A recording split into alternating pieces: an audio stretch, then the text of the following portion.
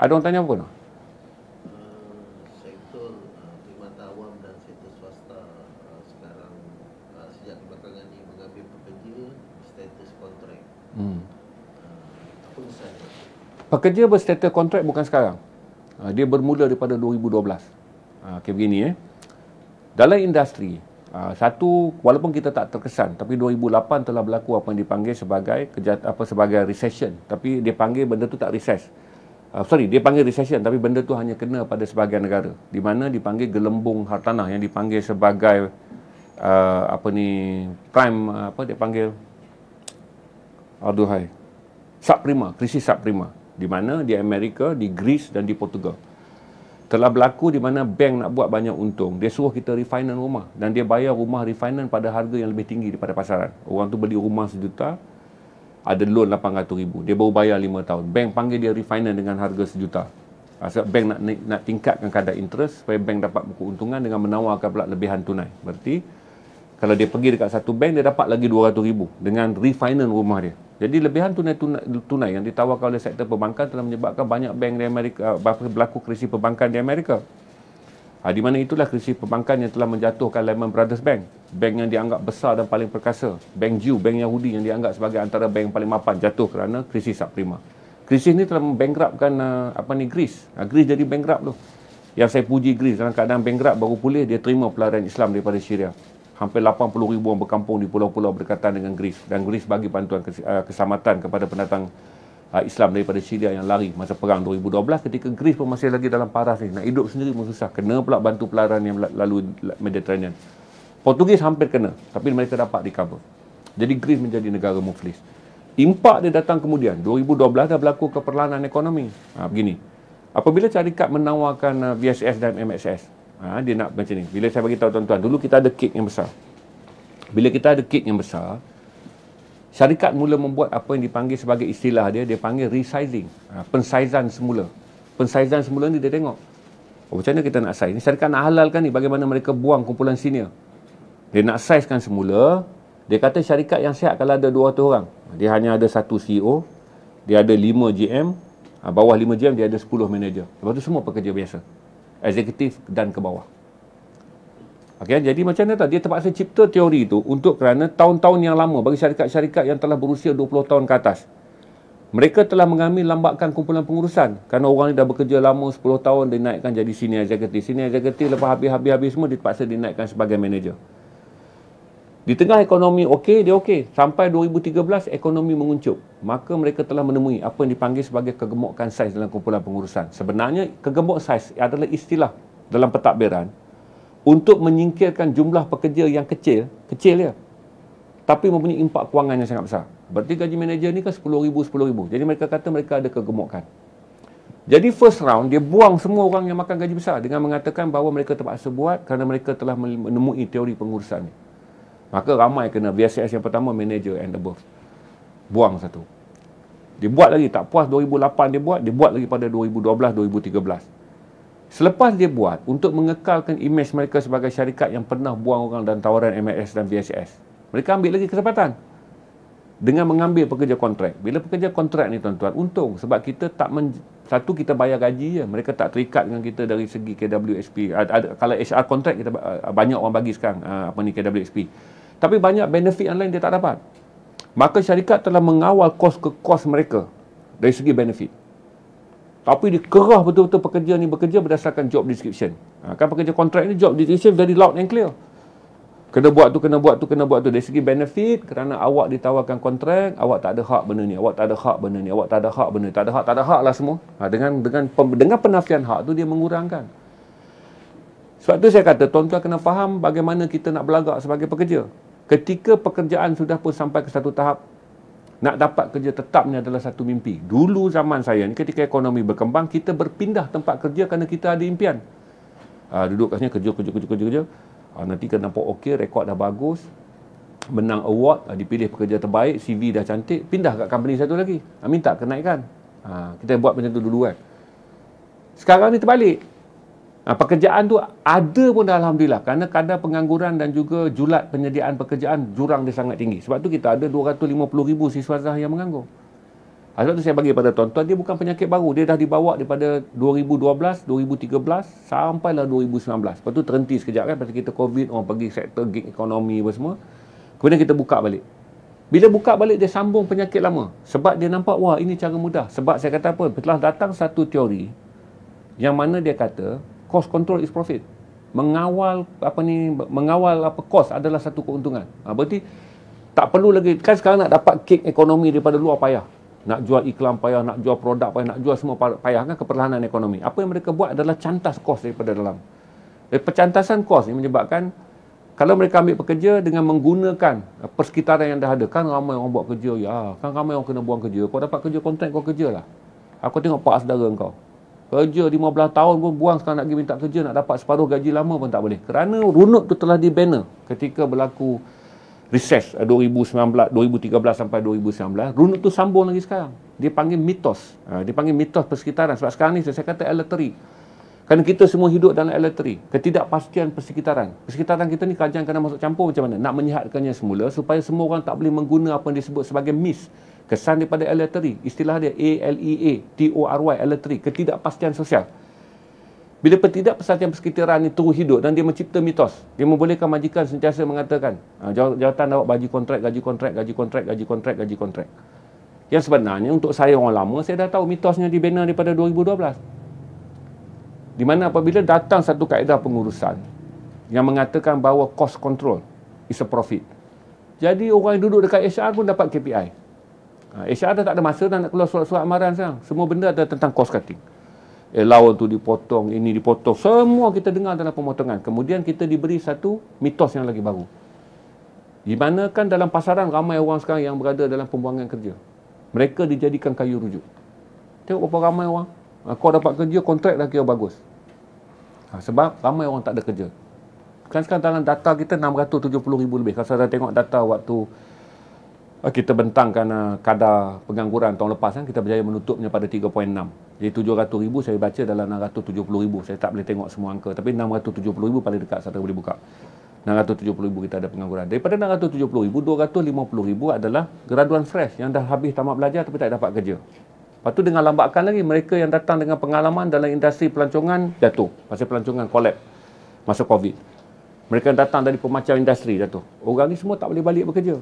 Dan kalau mereka balik bekerja, sebahagian daripada besar mereka dah tak ada. Macam contoh saya beritahu kat tuan-tuan. Seorang yang menerima gaji 5,000 dengan jawatan senior executive, dia tak boleh balik ke market sekarang. Sebab market akan menawarkan kepada 250,000 graduan ni sebagai freshie. Graduan dia nak kerja je, itu yang saya kata. Kalau market nak ambil balik pun orang yang 5,000 yang dah ada komitmen hidup, yang akan bekerja walaupun ditawarkan. Market kata ambil 3,800. Orang yang hilang pekerjaan akan balik kerja 3,800. Dia adjust lah. Jual kereta dia ke naik bas ke naik kereta. Asalkan 3,800 dia dapat menunaikan tanggungjawab asas tentang keluarga. Anak sambung belajar, makan minum keluarga dapat diberi. Tak apalah dia naik bas. Naik transport untuk menghilangkan liability dia. Rumah yang ada jual kita sewa lah rumah murah. Dia boleh tukar. Tapi 3,800 pun dia anggap mahal. Kerana telah datang seorang pekerja yang boleh terima gaji 2,200 untuk jawatan yang sama. Saya duduk lama dan saya fokus lama. Dan salah satu yang saya tak gembira adalah mitos yang dibawa daripada 2008 berkembang dengan begitu pesat pada 2012, dibiarkan berlanjut sampai 2019. Dan saya tak terkejut kalau sekarang dia sambung. Sebab tu kita ada harta. Di mana penyakit yang sama dibawa dalam perkhidmatan awam. Sebab tu salah satu daripada tuntutan 10 tuntutan Hari Pekerja adalah semua yang telah bekerja dengan kerajaan secara kontrak melebihi 10 tahun nak diserapkan sebagai kaki tangan tetap. Kita ada harta, tak pernah berlaku dalam sejarah. Pekerjaan yang paling glamour, doktor. Kalau doktor pun kena kontrak 5 tahun, tak disambung-sambung, tak ditetapkan jawatannya. Apa yang anda fikir? Doktor, perkhidmatan kritikal, jawatan yang tak mencukupi, jumlah pesakit yang begitu ramai, kekal dalam 10 pekerjaan yang paling tinggi status dia di Malaysia, masih ada 11,000 orang yang kontrak. Apa kita kata? Dan mereka kontrak dengan siapa? Dengan kerajaan. Kerajaan adalah siapa? Adalah majikan yang paling besar, paling kaya. Saudara boleh fikir tentang pekerjaan yang lain.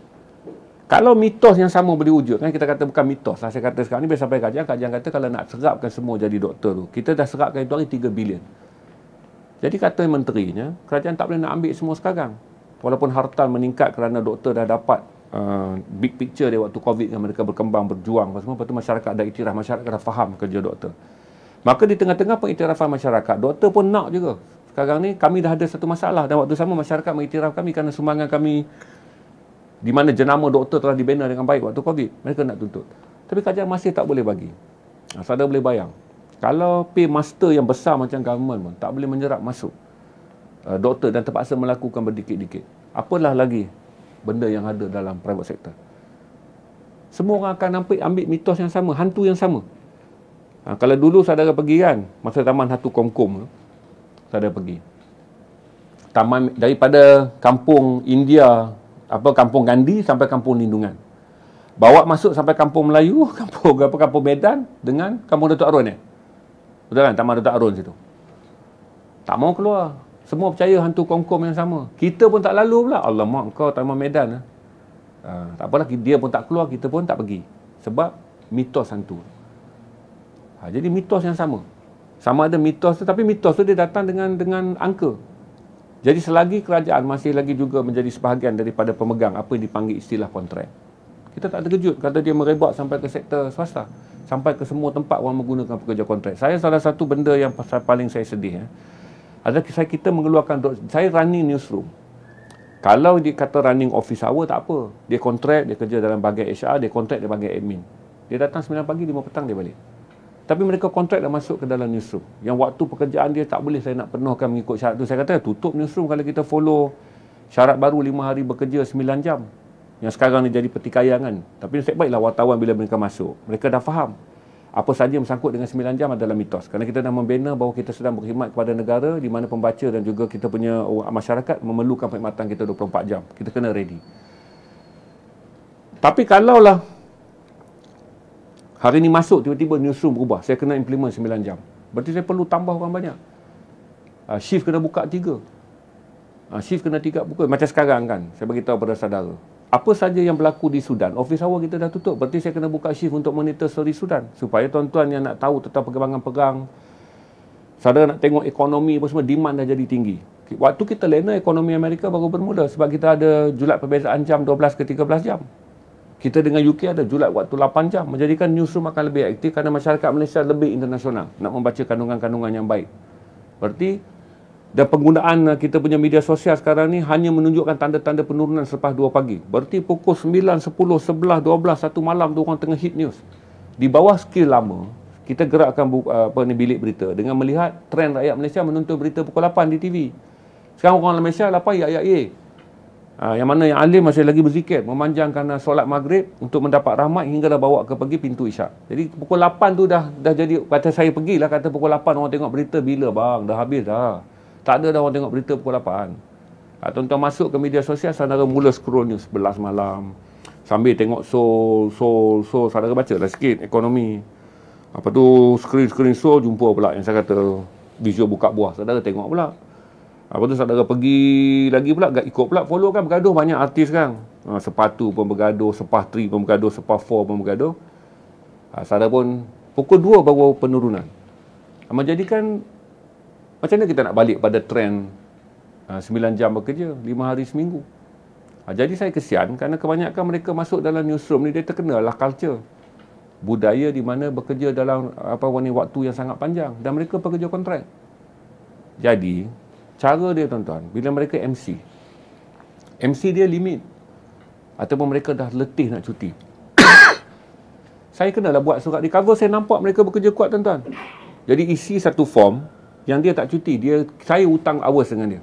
Jadi saya kata sekarang ni semua budak-budak kontrak ni, you all nak make sure you be paid. Sebab dalam perjanjian kontrak eksekutif, dia tak ada OT, dia tak ada overtime. Maka saya bagi mereka cuti rehat dengan kata, okay, ni kau kerja 2 jam dah, kau kerja dah, kau kumpul 12 jam, saya convert dengan sehari bekerja. Di mana mereka dapat cuti, saya boleh tukar tu je, saya tak boleh tambah jadi gaji. Jadi mereka rasa lega. Sebab mereka di bawah kontrak mereka setahun, 7 hari dia boleh cuti. 7 hari boleh cuti. Kalau cuti yang lain tu dikira sebagai cuti tanpa gaji. Maka itulah kita buat consignment untuk membolehkan mereka merasa bahawa kawan-kawan mereka yang masuk dalam Jabatan Sumber Manusia, kawan-kawan mereka yang masuk tempat lain, nampak gaya macam 2,200 berbaloi, tapi bekerja di newsroom tak berbaloi. Jadi saya kena menawarkan berbaloi itu dengan menggunakan skill pengurusan, soft skill, di mana kita menawarkan harga luka hati mereka kerana mereka bekerja kontrak tapi dikerah dan dipaksa bekerja. Kita tawarkan cuti yang lebih dengan mengambil kira bahawa hours mereka bekerja tu yang sepatutnya menjadi hours pengorbanan bagi regular newsman, orang yang berada dalam newsroom itu regular, tak payah nak tuntut, tak payah pergi cerita pasal akta buruh apa semua. Ini adalah kerjaya kita menceritakan kita akan bekerja lebih daripada 9 jam sehari sebagai sebahagian daripada tata cara kita. Tata kelola bilik berita memang macam tu. Tapi tak sesuai untuk budak kontrak yang 2,200 tu dia boleh claim kalau dia layak untuk allowance meals, allowance malam RM10.70 kita bayar cross pukul 12 malam. Saya sign meal allowance, budak kontrak tak ada meals. Sedih. Sebab dia tak ada meal allowance. Saya tak boleh buat sampai kata suruh A claim kan nanti bayar pada kau, tu dah jadi salah. Bidang kuasa saya panggil tu salah. Saya tak boleh urus dengan membuat tata kelola yang salah. Jadi saya hanya boleh guna di bidang kuasa saya sebagai manusia yang menjadi pengurus. Saya tengok dia kerja je, saya kata kau ambil 4 hari straight. Kau dah 4 dia kontrak, dia bekerja kuat untuk membuktikan dia layak diserap sebagai pekerja tetap. Tapi dia tak faham permainan korporat, lagi bagus lah kau kerja, ini masa aku pegang kau, besok kau dah jadi ampas, kau tahu, oh, kita nak menamatkan pekerja kontrak. Itu saya boleh jawab, bukan baru. Dia adalah trend yang dibina 2012. Dan kita pun nampak trend ini tak boleh diselesaikan dalam sektor kerajaan. Dia kata sebagai orang kata apa ni, paymaster yang hebat lah, government, kerajaan, dia tak boleh menyelesaikan. Dan 10 pekerjaan yang dianggap paling glamour di Malaysia, iaitu menjadi doktor, masih lagi tak boleh selesai. Masih hartal. Hartal ni dipanggil dalam bahasa yang kalut, tunjuk perasaan, demo. Dalam bahasa yang cun sekarang ni dipanggil hartal, glamour sikit, keluarlah dia pada, takkan orang dia nak kaitkan diri dia dengan reformasi orang belarak tu disebut demo kan. Mereka memindah perkataan baru menunjukkan doktor dia tak terbabit dengan benda-benda yang word tu telah pun tercemar ataupun word tu dianggap murhan ataupun berpihak pada politik. Maka mereka menggunakan harta. Tapi kesan dia adalah sama. Dan ini bukan benda baru. Dan saya sangat sedih apabila dia diamalkan, terutama dalam sektor yang gasak betul-betul kederat orang untuk bekerja kan. Job description tu dikekalkan pasal jawatan tu. Dia ada job description dia yang dikeluarkan oleh pemohon penyedia pekerjaan. Macam saya ni kan orang news, saya sediakan lah ini job description dia. Diproses oleh HR. Perjanjian gaji dia dengan HR, bukan dengan saya. Semua manusia kata jawatan ni kontrak je. Dia pun masuk kerja. Saya pun tak tahu lanyak je. Sampai dia masuk begitu, ada tak cara? Oh, bawa kontrak. Oh, tak ada OT, tak ada. Oh, kau 7 hari je cuti tahun. MC kalau lebih 7 hari jadi unpaid. Allah. Lepas tu dia pun bagi tahu letih kan, saya kata tak apa. Nanti kau hantar borang, saya backdated. Secara moralnya perbuatan saya salah. Saya menandatangani soalan hari ni dia MC, dia demam betul, letih. Tapi kalau dia tak datang, ini kuota MC dia dah habis. Kenalah potong gaji. Dan dia demam sebab bekerja kuat. Saya kena ambil MC dia tu dengan claim. Dengan claim dia punya cuti tu. Bahawa claim tu katalah dia MC 14 hari bulan, saya kena tunjuk 7 hari bulan saya sign. Saya anggap kata tak tahulah dosa ke apalah. Saya anggap kata kalau dosa saya tanggung lah. Tapi saya boleh menyampaikan satu pernyataan yang baik kepada satu hamba Allah yang demam, yang saya nampak dia bekerja. Jadi dia buatlah. Seolah-olah saya sign surat tu pada 14 hari bulan, seolah dia memohon pada 7 hari bulan. Jadi cuti hari dia tak datang. Dan dia open secret. Ada manager yang nak buat, ada manager yang tak peduli. Macam saya waktu tu, kerana saya top 3, orang yang boleh sign, orang taklah bantah saya sebagai manager. Kerana saya adalah founder, orang yang menubuhkan stesen tu. Jadi saya adalah sikit boleh pakai lah, saya langgar lah. Kadang-kadang kalau dalam meeting, dia orang tanya saya sebagai exco, saya akan bagi tahu lah. Kata, sistem yang kita terikat ni pun telah menunjukkan tata kelola kita tak Islamik. Maka saya kata, saya langgar lah beberapa bahagian untuk tunjuk tata kelola je. Bahawa kita ada ihsan, kita ada budi bicara. Sedih tuan-tuan, demam. Lepas tu tanya kita, kalau dia tak datang ni dah kena potong. 2,200 divide dengan 20 hari bekerja. Dia jatuh dah berapa ringgit gaji dia. Hilang gaji tu. Pada hari dia bekerja bagai nak mati, saya suruh dia kerja tu. Malam ni boleh cari ni. Lepas tu nanti ada feed masuk pukul 2 pagi, tolong translate cepat. Kita pakai besok dalam Assalamualaikum. Assalamualaikum start 7 pagi. Hamba Allah ni bekerja lah, translate pun semua. Balik 3 malam kena. Budak-budak sekarang kan manja. Bukan antibody kuat macam kita. Kita dulu antibody mak ayah suruh pergi ke bendang semua. Kita anak-anak kita ada, kita pergi bendang. Oh tak ada. Swimming pool pun pakai payung. Anak kita kan. Nyamuk kita tak pergi gigit. Dulu mak kita mengadu nyamuk, kita menampar. Nyamuk kau takut, orang pergi ke hutan, rimau tunggu. Orang dulu. Jadi kita telah manggung. Bukanlah salah saya pun manja anak je. Saya hantar anak saya bekerja dengan orang, dia buat perangai manja dia. Orang hantar anak dia bekerja dengan saya, bawa perangai manja bapak dia bagi kat dia. Itu menjadikan banyak perkara saya share dengan tuan-tuan hati ke hati. Tak mudah. Kalau kita lihat dalam skala yang besar, kita mungkin boleh mengeluarkan komen yang mudah dan komplain yang simple. Mentaliti kena meningkat untuk lihat bahawa, macam tuan-tuan cerita tentang pekerja kontrak. Saya sangat menentangnya. Tapi dulu waktu saya boleh buat keputusan, saya tak boleh buat. Because stakeholder kita adalah orang lain. Bukan company saya. Saya manage sebuah syarikat milik kerajaan.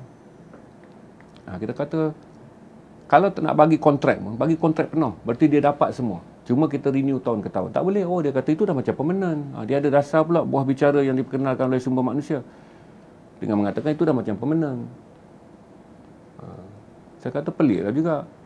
Kalau dia bekerja dalam sektor secara human being. Human being ni kita dah study pada pekerja tetap kan. Kita mendapat 21 hari. Dengan saya ni 21 hari cuti. Ada orang dapat 14. Saya ada MC saya 14 hari.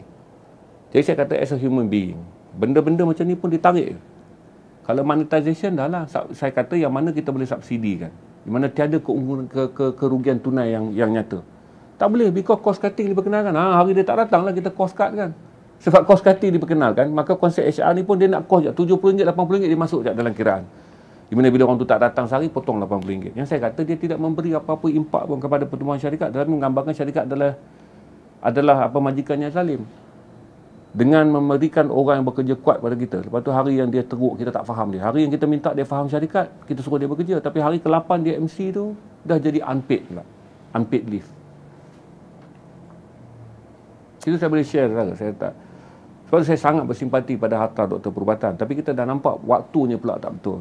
Mereka harta sebab mereka mendapat merit kerana rakyat telah melihat pengorbanan mereka yang besar ketika PKP dan ketika COVID-19.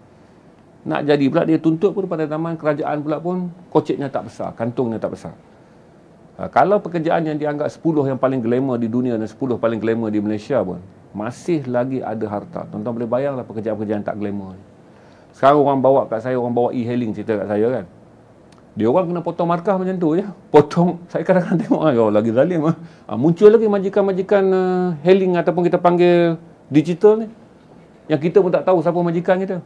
Tak tahu 20% dah potong sekarang. Kan? Itu hari potong 20%. Bekerja bagai nak agak bulan puasa. Kata permintaan yang menurun lah, ekonomi slow lah. Mereka kehilangan banyak. Dan saya bila naik Grab tu, saya Allah sebut pula brand dia.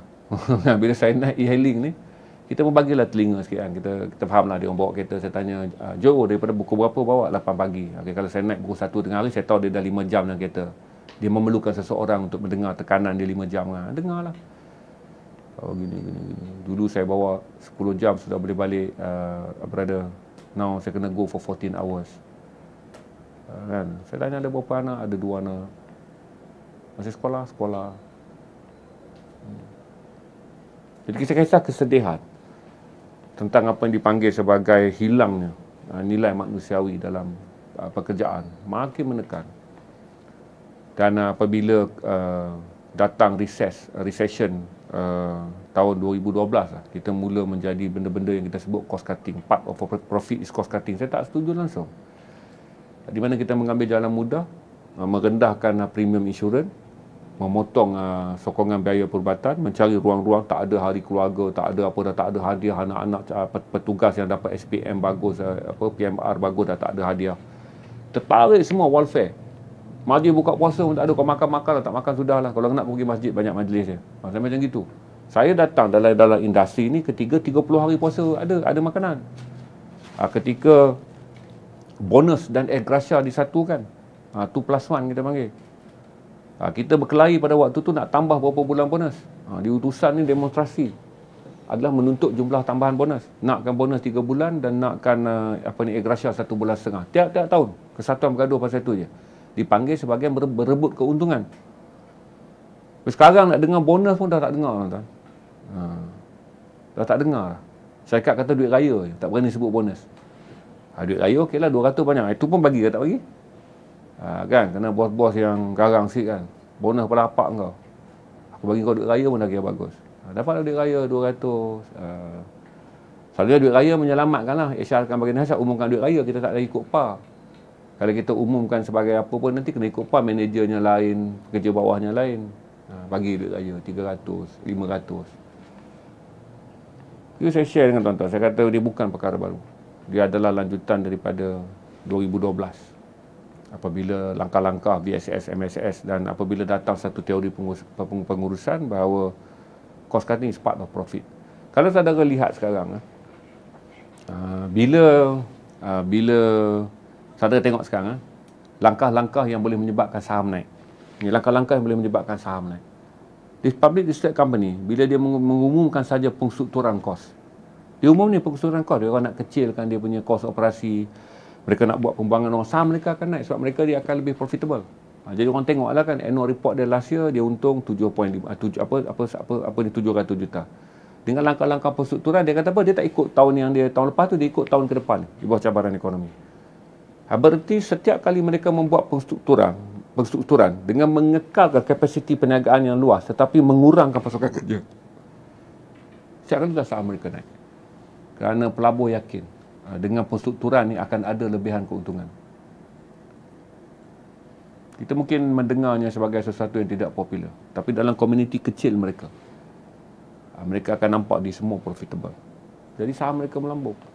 Sebab tu pengstrukturan semula ni sekarang orang akan ambil kesempatan, walaupun dia tak mengalami tekanan daripada recession pun, dia akan menggunakan dia untuk buat.